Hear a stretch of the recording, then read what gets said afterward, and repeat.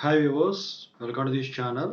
ముందుగా అయితే ఇంతవరకు ఈ ఛానల్ సబ్స్క్రైబ్ చేసుకోని వాళ్ళు ఎవరైనా ఉన్నట్టయితే ఖచ్చితంగా అయితే సబ్స్క్రైబ్ చేసుకోండి. ఈ వీడియోని అయితే లైక్ చేసి షేర్ చేయండి. మీకు ఏమైనా డౌట్స్ ఉంటే call me four app IDs వచ్చేసరికి డిస్క్రిప్షన్లో ఉన్న వాట్సాప్, టెలిగ్రామ్, ఇన్స్టాగ్రామ్ గ్రూపులో షేర్ చేయడం జరిగింది. ఆ గ్రూప్స్లో జాయిన్ ఖచ్చితంగా అయితే కాల్ చేయండి.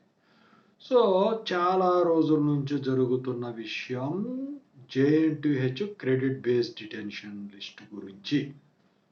అయితే లేటెస్ట్ అప్డేట్ ప్రకారం మొన్న సాటర్డే రోజున కొన్ని కాలేజీలకి ఫార్మసీ థర్డ్ ఇయర్లో ఎవరైతే ఉన్నారో వాళ్ళందరికీ డిటెన్షన్ లిస్ట్ అయితే పంపించడం జరిగింది.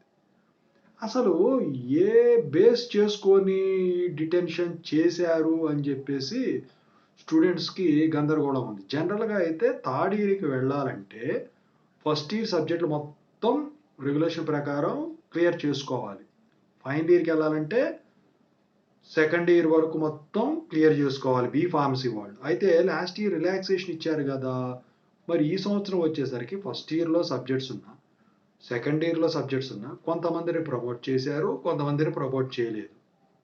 అయితే ఫస్ట్ ఇయర్ మొత్తం క్లియర్ ఇలా కదా, అట్లా కాకుండా ఫస్ట్ ఇయర్ నుంచి సెకండ్ ఇయర్ వరకు ఓవరాల్ క్రెడిట్స్లో 25% క్రెడిట్స్ ఉన్న వాళ్ళను వీళ్ళు ప్రమోట్ చేయటం అయితే జరిగింది. మిగతా వాళ్ళని ఆపడం జరిగింది. అక్కడ కూడా ఇంకా డిటైన్ చేసి ఉంటే మాత్రం మీరైతే ఖచ్చితంగా మీ కాలేజీ వాళ్ళు వాకప్ చేసుకోండి, లేకపోతే ఇబ్బంది పడతారు. అయితే ఇప్పటి వరకు ఆ థర్డ్ ఇయర్ బీఫార్మసీ వాళ్ళది R22 రెగ్యులేషన్ వాళ్ళది మాత్రమే డిటెన్షన్ లిస్ట్ వచ్చింది.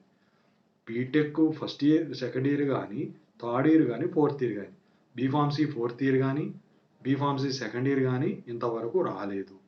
సో 1 by 1 రిలీజ్ చేసుకుంటూ వస్తారు. అయితే ఒక పద్ధతి లేదని చెప్పేసి అందరూ అంటా ఉన్నారు, కానీ పద్ధతి లేకుండా అయితే ఉండదండి. ఖచ్చితంగా 25% క్రెడిట్స్ ఇవ్వటం అయితే జరిగింది. మీకు ఏమైనా డౌట్స్ ఉంటే దీనిపైన కాల్ బిఫోర్ యాప్లో కాల్ చేయొచ్చు. Thank you.